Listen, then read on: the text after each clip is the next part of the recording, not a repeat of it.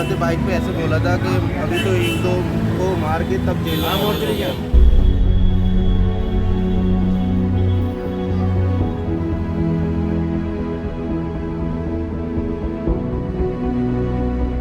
सुबह सुबह जैसे उठे हमें खबर मिली कि आज फिर एक बच्ची अपनी जिंदगी से हाथ तोड़ दी।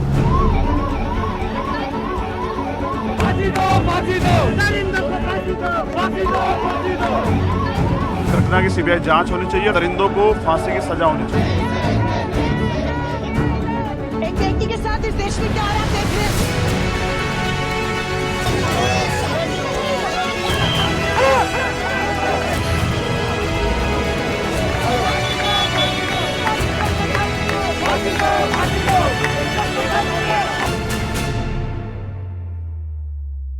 नमस्कार, मैं रवीश कुमार। विश्व गुरु भारत में कोई ऐसा घंटा नहीं गुजरता है जब किसी लड़की के साथ बलात्कार की घटना नहीं होती है। ऐसी घटनाओं की संख्या इतनी अधिक है कि तय करना मुश्किल है कि विश्व गुरु भारत के राजनीतिक दल बलात्कार की किस घटना को मुद्दा बनाएंगे और फिर उनके कार्यकर्ता और नेता गोली मारने और ठोक देने की भाषा बोलेंगे। 2017 में विश्व गुरु भारत में बलात्कार के 32,000 मामले दर्ज हुए थे। यूपी के हाथरस की 20 साल की पीड़िता का आज दिल्ली में निधन हो गया। उसकी हत्या तो 14 सितंबर को ही कर दी गई थी, जब 4 लोगों ने उसके साथ बलात्कार किया और उसकी जीभ काट दी गई। हालांकि डीएम इस घटना से खंडन करते हैं कि जीभ नहीं काटी गई। गला दबाने के दौरान उसकी जीभ बाहर आई और दांतों के बीच में फंसने से उसमें जीभ में चोट आई थी और जीभ काटने के बाद उनका सही नहीं है। मगर उसकी हड्डियां इस तरह से तोड़ दी गईं कि वो चल फिर ना सके, उसे लकवा मार गया। थोड़ी देर के लिए होश में आई थी तो आरोपियों का नाम बता गई। मेरे बहन, मेरे भैया और ये मम्मी मेरे घास लेने गए थे, तो ये भैया घर पे चले गए थे घास लेके वहाँ पे डालने के लिए। वो वहाँ पे पानी पिलाने लग गए भैंस को। मम्मी वहाँ पे रह गई थी बहन के पास। मम्मी थोड़ा सा आगे काट रही थी घास, बहन भी काट रही थी घास। तो पीछे से आए वो लड़के, उन्होंने गर्दन पे दुपट्टे से उसका गला घोट दिया, बाजरे के अंदर वो खींच ले गए और उन्होंने मतलब गलत व्यवहार भी किया, उन्होंने रेप वगैरह भी किया। और मम्मी को देख करके ही मम्मी ने आवाज़ दी, जैसे उन्हें पता चला कि हाँ वो आ रही हैं, तो वो लोग बाजरे के अंदर होके भागे हुए। तो मम्मी को पता जब चला, मम्मी वापस आ रही थी, तो वहाँ पर मम्मी को बहन की चप्पल और कानों का कुंडल दिखाई दिया। तब मम्मी को पता चला कि और बाजरे के अंदर देखा तो वो टूटा हुआ था, तो मम्मी उसी में घुसी चली गई। तो काफ़ी मुश्किल रहा होगा परिवार के लिए। तो उसके बाद पुलिस ने कितनी फुर्ती से कार्रवाई की? पुलिस ने तो फुर्ती से कार्रवाई, काफ़ी टाइम डिले हो गया था। अच्छा। और तब जाके कितना समय, कितना डिले हुआ था? कम से कम 5 से 7 दिन खिंच गए थे। उसके बाद हमारे जो समाज के लोग हैं वो उन्होंने प्रेशर डाला, तब जाके आगे। तब तक कोई गिरफ्तारी नहीं हुई थी? नहीं हुई थी। एक हो गया था, तो हाँ। उनका क्या कंडीशन था, एक को छोड़ देते, एक को पकड़ लेते थे, ऐसा कर लेते थे। माँ, बहन और भाई बाजरे के खेत में घास काटने गए थे। भाई जल्दी लौट आया। घास काटते काटते माँ और उनकी बेटी एक दूसरे से दूर हो गई। इतने में आरोपी संजीव, रवि, लवकुश और राजकुमार 4 लोग आए और पीड़िता को दबोच लिया। उसे बोलने का मौका ही नहीं मिला ताकि आवाज सुनकर पास में घास काट रही माँ मदद के लिए आ सकती। घटना का डिटेल ना तो पढ़ा जा रहा है ना बताया जा रहा है। सवर्ण जाति के इन 4 लोगों के दिमाग में ऐसा करते समय क्या गुजरा होगा, यह जानना जरूरी है। क्या जाति के कारण उन्हें यह अहंकार मिला कि किसी के साथ कुछ भी कर सकते हैं, या पुरुष होने के कारण, या दोनों के कारण ही? आरोपी रवि और संदीप चाचा भतीजा लगते हैं। घटना 14 सितंबर की है। मेडिकल एग्जामिनेशन के समय कोई इस प्रकार का दुष्कर्म का तथ्य जो है इस पे सामने नहीं आया था। उन्होंने भी रिपोर्ट दी थी कि ये सभी फॉरेंसिक साइंस लैब एग्जामिनेशन के भेजे जाए, जो कि भेजे जा चुके हैं आगरा स्थित विज्ञान प्रयोगशाला में, और उसकी रिपोर्ट भी शीघ्र आ जाएगी। तत्कालिक रूप से इसमें 307 तथा SC/ST के समुचित धाराओं के अंतर्गत अभियोग पंजीकृत कराया गया था और तुरंत ही 10:30 बजे ही FIR पंजीकृत करने के उपरांत पीड़िता को डॉक्टरी परीक्षण हेतु एक होमगार्ड के साथ थाना भेजा गया था, अस्पताल भेजा गया था, तथा 19 तारीख को क्षेत्राधिकारी के ने बयानों के आधार पर इसमें 354 की धारा बढ़ाई थी। इसमें जो मुख्य अभियुक्त था उसकी गिरफ्तारी 20 तारीख को ही कर ली गई थी, जिसका नाम संदीप उर्फ चंदू है। यूपी की पुलिस को न्यूज लॉन्ड्री की ये रिपोर्ट पढ़नी चाहिए। आकांक्षा कुमार और निधि की ये रिपोर्ट है। दोनों हाथरस की बेटी के घर गए थे और इस रिपोर्ट में मां का बयान है। मां कह रही है कि जब बेटी का पता नहीं चला तो उसे ढूंढने लगी और ढूंढते ढूंढते देखा कि जमीन पर किसी के घसीटे जाने के निशान हैं और वहां पर जब आगे जाकर देखती हैं तो बिना कपड़ों के उसकी बेटी पड़ी मिलती है। मां भी कहती है कि जीभ काटी नहीं गई होगी, लेकिन जिस तरह से गला दबाया गया था जीभ बाहर आ गई थी। इतने दिनों के बाद अब यूपी की पुलिस कह रही है कि बलात्कार की पुष्टि नहीं हुई है, जबकि मामला गैंग रेप का दर्ज किया गया था। 11 दिन तक पीड़िता का अलीगढ़ अस्पताल में इलाज चलता रहा। यह भी जांच का विषय होना चाहिए कि पीड़िता को जिस स्तर के इलाज की जरूरत थी, क्या उसकी सुविधा अलीगढ़ के अस्पताल में थी? सुविधा के अलावा क्या डॉक्टर काबिल थे? इतना लंबा समय क्यों गुजरा उसे अलीगढ़ से दिल्ली के अस्पताल भेजने में, जहां उसकी मौत हो गई? आरोपियों की यह तस्वीर पुलिस ने ही जारी की है। इनमें से एक रवि 35 साल का है, जिस पर अपराध के कई मामले दर्ज हैं। रवि मजदूरी करता है। 19 साल का लवकुश हाई स्कूल पास है और खेती करता है। संदीप 22 साल का है और दिल्ली में प्राइवेट कंपनी में काम करता था। तालाबंदी के बाद गांव आ गया और खेती मजदूरी करने लगा। 28 साल का राजकुमार चिलर मिल्क प्लांट में नौकरी करता है। चारों गिरफ्तार हो चुके हैं। धारा वारा लगा दी गई है। इस तरह के अपराध सरकार के लिए भी शर्मनाक हैं और समाज के लिए भी।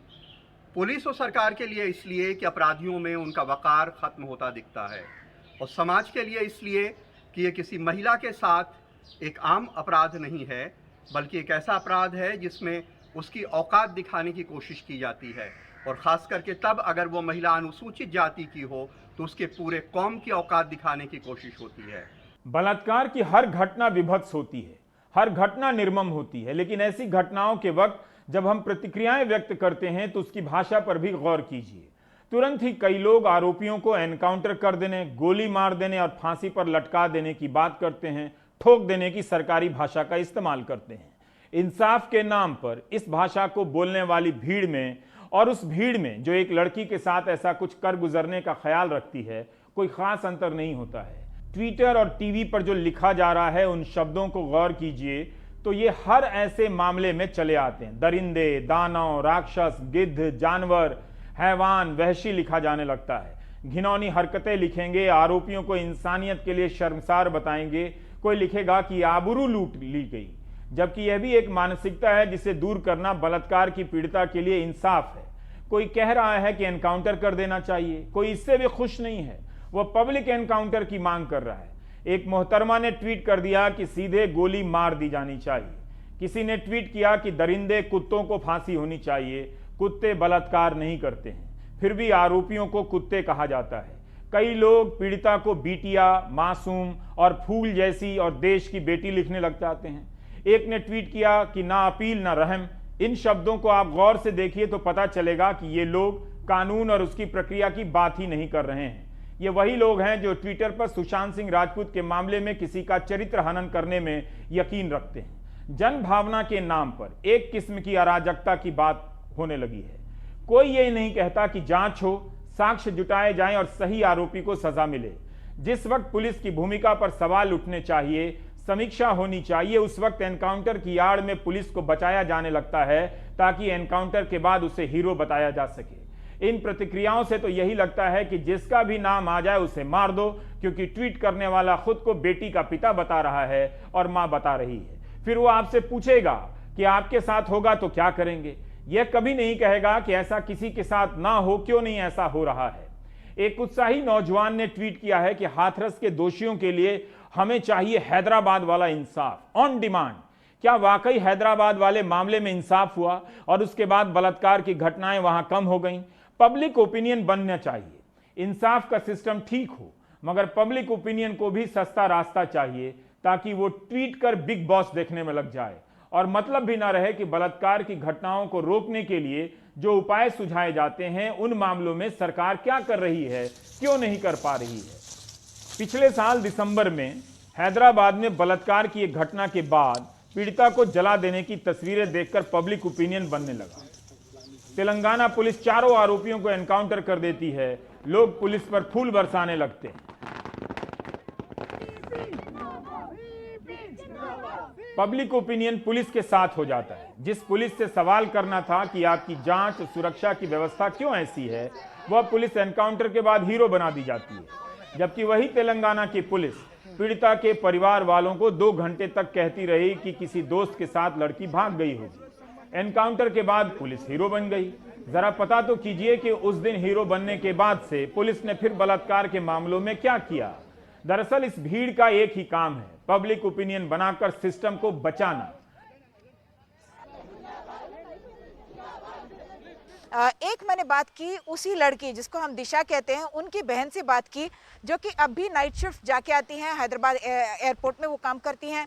और उनका कहना है कि अगर साफ कहा जाए तो क्या कोई फ़र्क आ सकता है, जबकि कुछ और नहीं बदला। उनके घर के पास जो इस पूरे मामले पर काफ़ी एक्टिविस्ट जैसी थी, उनसे भी मैंने बात की। उन्होंने कहा कि उनकी 2 बच्चियां हैं और कल शाम की बात है कि उनकी बच्ची को उन्होंने भेजा था दूध वगैरह लेने के लिए 6 बजे करीब, और एक पुलिस अधिकारी तब उनके घर आए थे। उन्होंने कहा कि क्या कोई ये वक्त है लड़की को बाहर भेजने का। और तीसरा, मैंने वहीं के एक वरिष्ठ पुलिस अधिकारी से भी बात की और पूछा कि क्या इसकी वजह से क्राइम्स अगेंस्ट विमेन जो हम कहते हैं या सेक्सुअल असॉल्ट की बात करते हैं, क्या वो कम हुआ है। और उनका कहना है कि ऐसा नहीं हो सकता है, नहीं हुआ है, क्योंकि जब रूल ऑफ लॉ नहीं है या अवेयरनेस नहीं है और लोगों में वो जागरूकता नहीं है, मोरल फाइबर नहीं है, तब तक ये कुछ भी नहीं हो सकता। और कन्विक्शंस की बात तो अलग है कि पुलिस पर कितना प्रेशर है, कितना वो एविडेंस कलेक्ट कर पाते हैं ताकि चार्जशीट हो। इसके अलावा मैंने एक एक्टिविस्ट से बात की जिनका कहना था कि उन्होंने कल ही एक 40 ऐसे बच्चों के लिए अपना एक अर्जी दी कलेक्ट्रेट के ऑफिस में ताकि उनको इंटरिम रिलीफ मिले। ये सारे बच्चे सेक्सुअल असॉल्ट के विक्टिम्स हैं और कानून कहता है, तेलंगाना में ऐसे जीओ भी जारी किए गए हैं कि उनको 25,000 मिलेंगे जब उनका एफआईआर दाखिल होगा, यानी कि स्टेजेस में होते हैं जो कॉम्पनसेशन की बात होती है, और वो पैसे आने के लिए 1 साल से वो भटक रही हैं और कल फिर से उन्होंने अर्जी दी है। और उनका कहना है कि जो वीआईपी केसेस है जिन पर काफ़ी लोगों की नज़र रहती है, पॉलिटिकली सेंसिटिव होता है या मीडिया की नज़र रहती है, उनमें फास्ट ट्रैक होता है, लेकिन बाकी जो केसेस हैं उनको बिल्कुल अटेंशन नहीं मिलता है।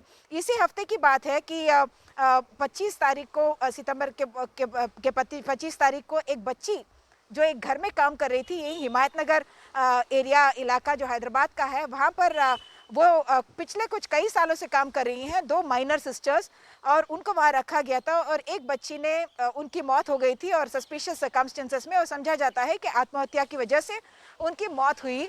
और उसके बाद पता चल रहा है कि उनकी जो छोटी बहन है उनसे पर दबाव डाला गया कि आप कहिए कि आपकी बहन को बहुत पेट में दर्द था और इसीलिए उन्होंने आत्महत्या की। लेकिन इन्वेस्टिगेशन के बाद अब Nirbhaya case, 376 juvenile justice act वगैरह हुआ है उस आदमी के खिलाफ जिसको एक लोकल टीआरएस नेता भी बताया जाता है, उनका नाम है मधु यादव। और जब लोगों ने कहा कि इस केस में अक्यूज्ड को अरेस्ट कर देना चाहिए, और उसके बाद इस आदमी को अरेस्ट किया गया और उसको अब जुडिशियल रिमांड में भेज दिया गया। यानी कि अब भी जो पुलिस की जो प्रक्रिया है उसमें कोई खास फर्क नहीं आया है। जो लोग हैदराबाद टाइप इंसाफ की बात कर रहे हैं उन्हें पता ही नहीं कि हैदराबाद पुलिस की हालत क्या है वहां पर।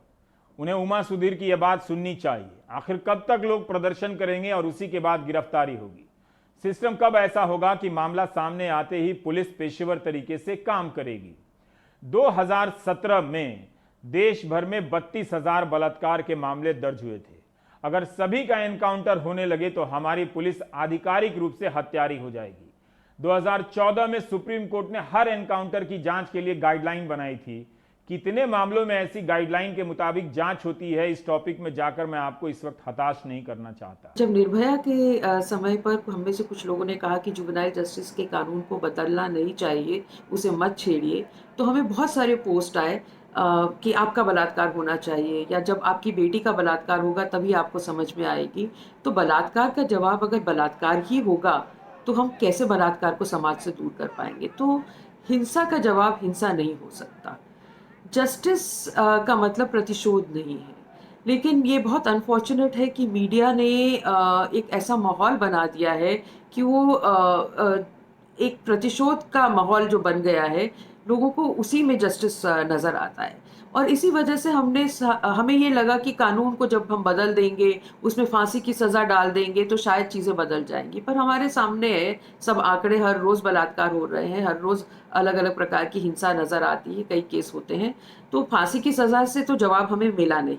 हम पीछे भागते हैं कि अगर अरे कोर्ट केस हो गया, हमने देखा, हमारे सामने हुआ, हमारी जानकारी में हुआ, लेकिन हम विटनेस नहीं बनेंगे। हम विटनेस नहीं बनेंगे, कौन कानून के लफड़े में पड़े।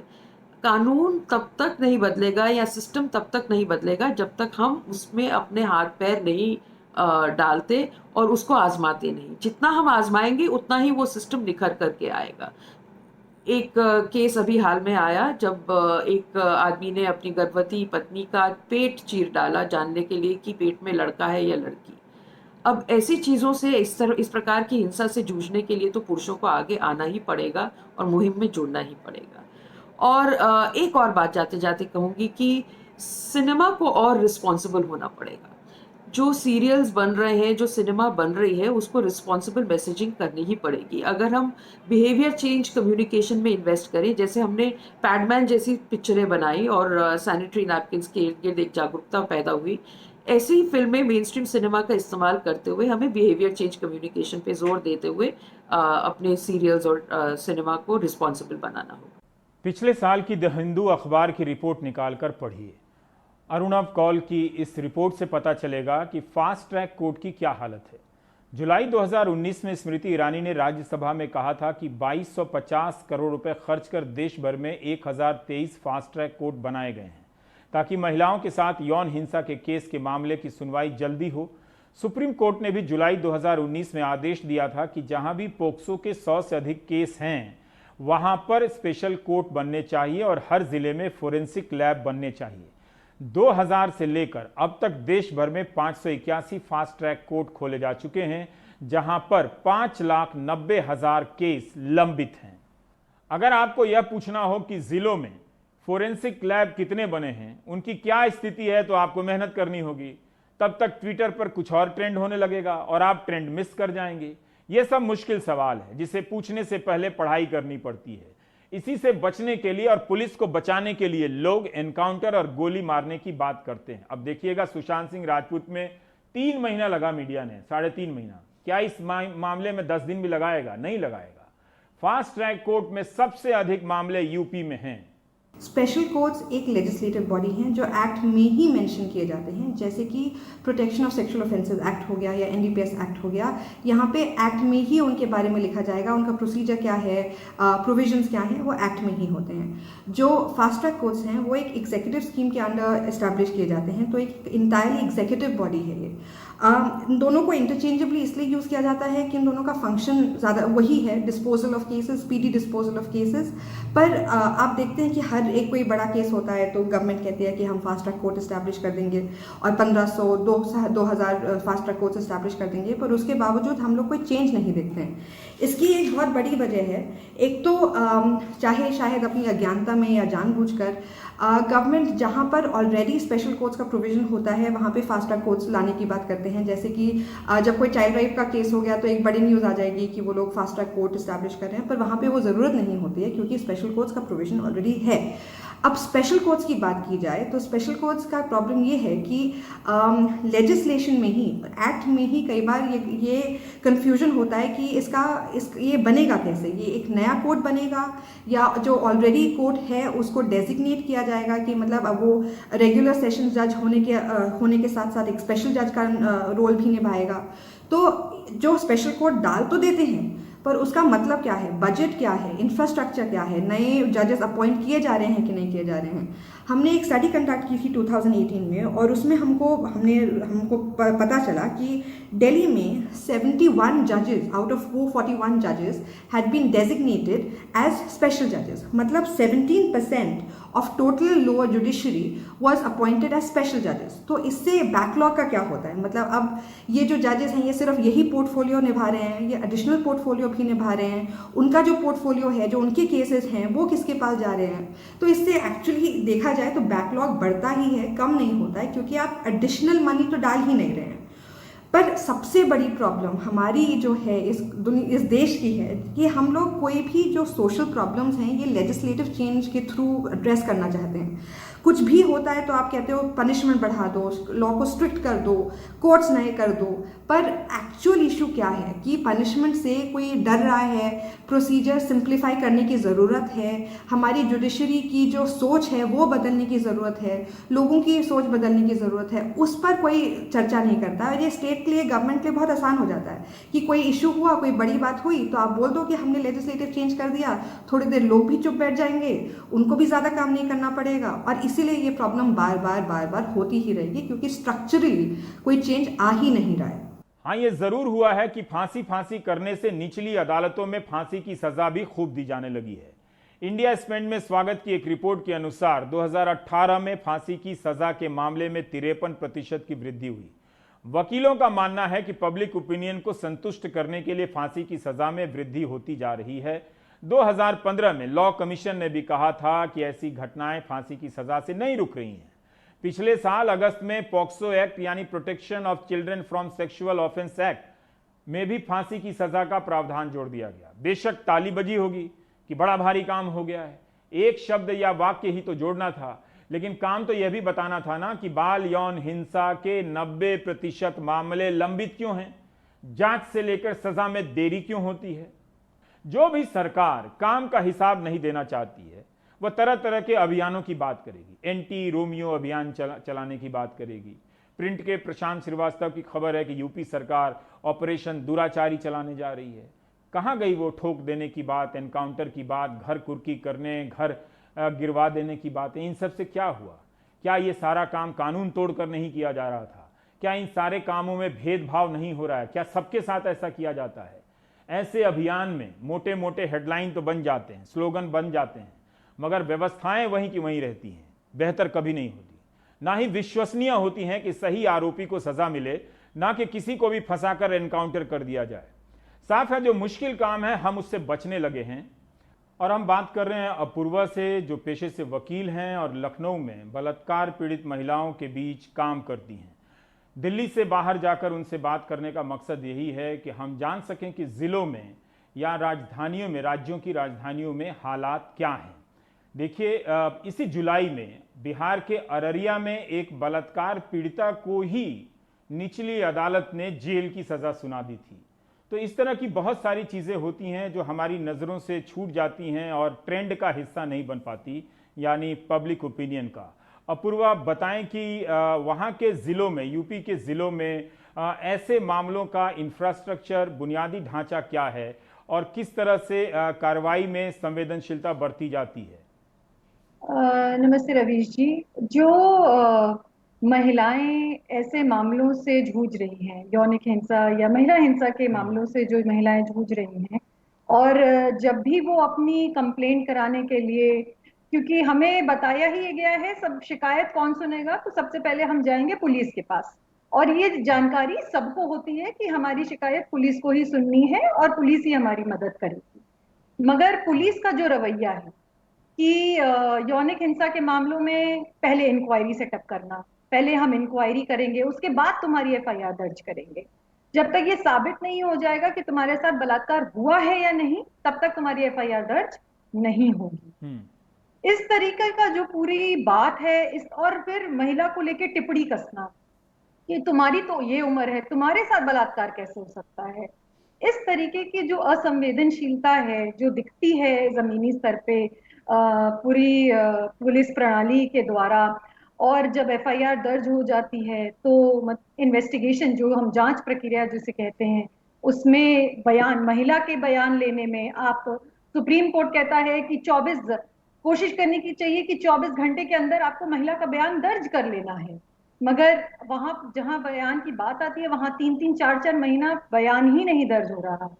मैं अपने करंट केसेस में ये बता सकती हूँ जहां पर महिलाएं या मुझे लग कर पुलिस से बात करनी पड़ी है और जहां ये कहना पड़ा है कि आपको बयान दर्ज करना चाहिए इस महिला का। तो ऐसे मामलों में हम पुलिस की भूमिका, जिसकी वजह से हमारे एविडेंसेस क्लियर नहीं है, हम फोरेंसिक्स एविडेंसेस नहीं लेते हैं, हम महिलाओं के कपड़े नहीं मांगते हैं, क्योंकि सबसे पहले जब बलात्कार के केसेस में कपड़े जब जब्त करने की बात आती है तो आप जब किसी को बताएंगे नहीं तो वो कैसे कपड़े रखेगा या कैसे जो है अपनी चीजें फोरेंसिक्स के लिए देगा। तो ये सबूत के तौर पर कभी इकट्ठा नहीं करना। तो ये जांच प्रणाली इस तरीके से ढीली पड़ जाती है कि जब भी महिलाओं के केसेस में बात आ रही है तो वहां पर एकदम नकार दिया जाता है या बोल दिया जाएगा कि आपके साथ तो बलात्कार हुआ ही नहीं है। पर ये जो मामला है कि तुरंत एफआईआर दर्ज करनी है, नहीं तो पुलिस अधिकारी के खिलाफ कार्रवाई होगी, तो क्या इसका भय या असर आपको पुलिस अधिकारियों पर दिखता है? ये कानून बनाया गया 2013 में, जब कानून आया तो उसमें इसका पूरा प्रावधान डाला गया कि 166A जो आईपीसी का है वो क्लियरली कहता है कि यदि कोई पुलिस ऑफिसर विफल होता है एफआईआर, यौनिक हिंसा के मामलों में एफआईआर दर्ज करने में, तो उसके ऊपर कार्रवाई होगी।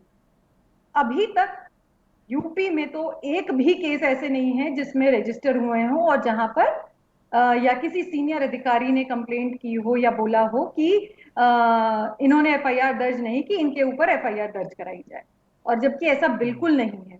बहुत सारे मामले ऐसे हैं, हमने बहुत सारी महिलाओं से बात की है जहां पर हमने ये देखा है कि 10 दिन, 15 दिन, 20 दिन, एक केस में तो 200 दिन बाद एफआईआर दर्ज हुई, मतलब वो भी कोर्ट के आदेश पर, वहां पे भी पुलिस ने एफआईआर दर्ज नहीं की।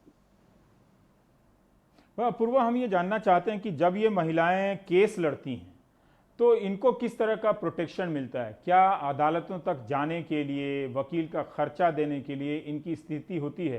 क्योंकि घर में ही इनको लड़ना पड़ता होगा, बहुत सारे दबाव इनके ऊपर डाले जाते होंगे, तो इस तरह का कुछ सामाजिक संवैधानिक संरक्षण इन्हें मिलता है?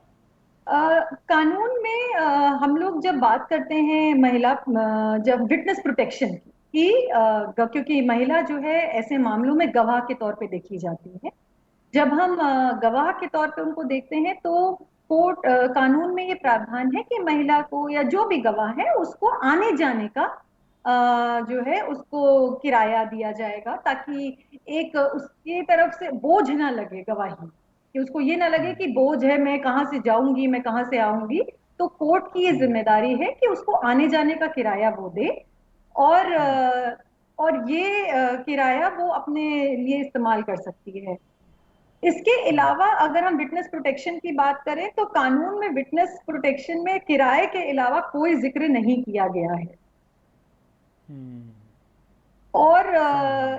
और बिल्कुल, और इसके अलावा जो एक बात थी वो ये कि कोई भी महिला विटनेस प्रोटेक्शन के लिए कोई किसी जानकारी नहीं है उनके पास, ना कोई देता है, ना कोर्ट देती है उनको ये जानकारी।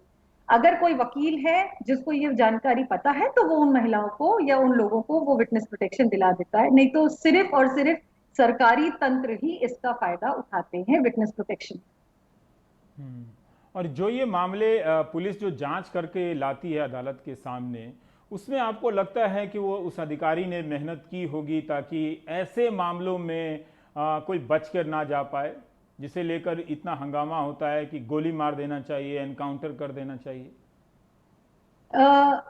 एक मानवाधिकार वकील होने के नाते पुलिस की जो कार्रवाई है वो मैं समझती हूँ कि वो अपने आप में इतनी सक्षम नहीं होती है, उसमें कोई ना कोई तोड़ जो है आरोपी जरूर निकालता है, चाहे एविडेंसेस के नाम पे हो, चाहे स्टेटमेंट। पुलिस बयान लेती नहीं है, अपनी मर्जी से बयान 161 के बयान लिख लेगी, महिला के 164 में जो कोर्ट के सामने जो बयान, कलमबंद बयान जिसे हम कहते हैं, वो कुछ और होता है, और अपोजिट वकील जो है इन्हीं में कमियां निकालकर अपने जो आरोपी है उनको छुड़ाने की बात करता है।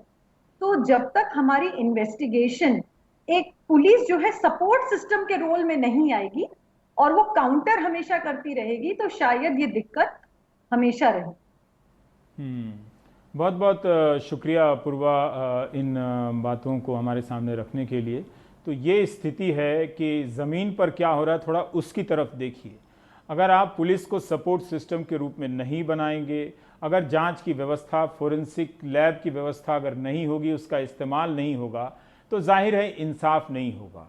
इन वजहों से सरकार की अपनी लापरवाहियों और नकारेपन के कारण ये देरी होती है, जिसके कारण आप सिस्टम में भरोसा छोड़ रहे हैं और आपको लगता है कि एनकाउंटर कर दिया जाए तो ये इंसाफ हो जाएगा, जबकि आप एनकाउंटर करने की छूट देकर पुलिस को ही अपराधी बना रहे होते हैं। एक अपराध तो खत्म नहीं हुआ, उसके नाम पर, उसे खत्म करने के नाम पर वर्दी में एक अपराधी आपके सामने आ जाता है। बहुत बहुत शुक्रिया अपूर्वा आपका, धन्यवाद। तो जमीन की सच्चाई अलग है, दिल्ली से भी अलग है। वैसे दिल्ली में भी कोई बेहतर नहीं है। 2012 में निर्भया घटना के बाद सख्त कानून बने, 2013 में पब्लिक ओपिनियन के नाम पर भावनाएं आसमान छू रही थी, मगर उसके बाद भी पुलिस भी वैसी की वैसी है और समाज भी वैसा का वैसा है। What we see in the form of studies on the implementation of various laws such as the Protection of Children from Sexual Offences Act, it tells us that on the ground most of the child-friendly provisions are poorly implemented. When we add death penalty into this whole mix, we find that it discourages victims from coming forward to report, because in most cases the violence is perpetrated by people known to them or by people related to them. So it definitely discourages them from reporting. Even if they do report, the likelihood of them continuing with the case and testifying against the accused is slim. When there are lives and livelihoods at stake, the burden on the victim is just too much to actually be responsible for someone being sentenced for life imprisonment or even death. The community has also played a huge role in terms of perpetuating gender-based violence, gender-based discriminatory attitudes and beliefs. And to what extent are we introspecting and challenging those stereotypes, challenging those beliefs that promote the message that a woman's no means yes, that the consent of a child has or the voice of a child has no space. A child who's forced to hug and kiss an uncle whom the child doesn't want to. So we've grown up with this kind of conditioning, and to think that with the snap of fingers, by changing a law, by introducing the death penalty, violence is going to stop is fairly naive on our parts. What I see as a solution, and a very basic solution to begin with, would be the introduction of comprehensive sexuality and life skills education in schools and universities and at all levels. Even try and create programs to reach out to people to children who've dropped out of schools, and even for those who are in the community. Can we teach positive parenting? Can we teach what a positive and a good relationship looks like? Because some of the youth we work with have only seen violence at home, and that has become normalized for them. That's become a normal expression of their feelings. So emotional regulation, how does one deal with rejection? How does one respond to situations that are not to their liking? Do you respond using violence or other ways of responding to that situation? What would consent look like? So these are aspects that I think need to be broken down. TV और Twitter के public opinion बाजों से बचिए। उन्हें हर सुबह और हर शाम एक नए टॉपिक पर पब्लिक ओपिनियन का माहौल बनाना होता है, और अब तो राजनीति के हिसाब से। उनकी पार्टी की सरकार है, वहां पब्लिक ओपिनियन नहीं बनाएंगे। विपक्ष की सरकार है, 50 चैनल लग जाएंगे पब्लिक ओपिनियन बनाने में, जबकि कोई भी इनमें से कोई भी पब्लिक ओपिनियन बनाने वाले चैनल, ना बनाने वाले चैनल, कोई भी जाकर जमीन पर नहीं देखता है कि फास्ट ट्रैक कोर्ट की हालत क्या है। बलात्कार के मामले में जो अधिकारी जांच कर रहा है उसका व्यवहार कैसा है, उसका काम कैसा है। ब्रेक ले लीजिए।